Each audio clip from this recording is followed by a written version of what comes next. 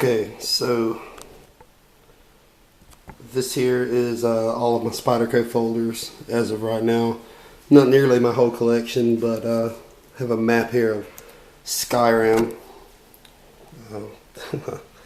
Anyway, alright, so from the left to the right, actually these two on the left are the cheapest ones I have. They're in the Chinese produced line. But hey, just because it's from China, you know, it depends on what factory or company or what have you is designing your knives in China. China actually makes some good products. I would rather buy USA personally, but this one right here is the Tenacious. And I'm not going to go into all the details because there have been a super amount of videos made explaining that. And I'm not going to bore you with that, and I'm not going to bore myself with it. Anyway, this is the Chinese, and the Chinese made knives are the 8 CR13 MOVs. They're supposed to be comparable to AUS 8, however I found them easier to sharpen and hold an edge a little better than AUS 8 and even AUS 8A that is using Cold Steel's folders. I love Cold Steel for the money, but I love Spyderco. Anyway, that's the Tenacious, and in comparison size, it's Big Brother. There's 4 versions of this. You have the smallest is like the Ambitious, and then it's, I don't know, Tenacious, and the Resilience is the biggest, and then there's another one I missed, but I'm not too worried about it. It's been a while since I looked them up. That's the Resilience. I mean, as you can see, it's huge. Same knife. It's just bigger. There's your blade comparison here.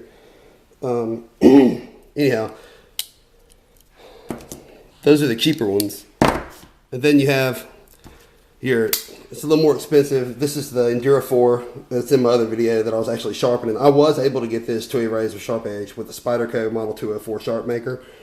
I'm very impressed with that sharpener for the money. It runs about $56.95 on knifeworks.com, and if you live here in Louisiana, you get it next day shipping if you order before 8 o'clock in the morning on a weekday, and it's, as long as it's not a holiday. Anyway, so this is the VG10 steel. FRN grip. It's still pretty grippy. I like the G10 better.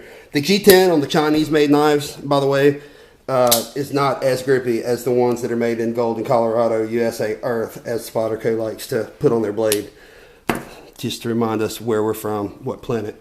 So this here is the Manix 2 XL. This is one of the newest folder from Spyderco. I mean, man, they are easy to open. This is a little harder to close because of the lock on it. You have to pull back. And it's pretty stiff. Now, I haven't used it that much, but as you can see, it locks in. And I mean, there's no blade play on any of these. Plus, you can adjust the pivot. I mean, any idiot could tell you that. You can adjust the pivot. I mean, and if it's a cheaper knife, try to make it have no blade play, you're just going to have trouble flicking it. See, I flicked this with no wrist action, and there's no blade play. Well, it's a more expensive knife. This is about $90. This runs $90 to $95 on KnifeWorks, depending. I really like the knife. It's a beefy blade. It looks a lot like the Chinese made ones, but trust me, the G10 is way grippier.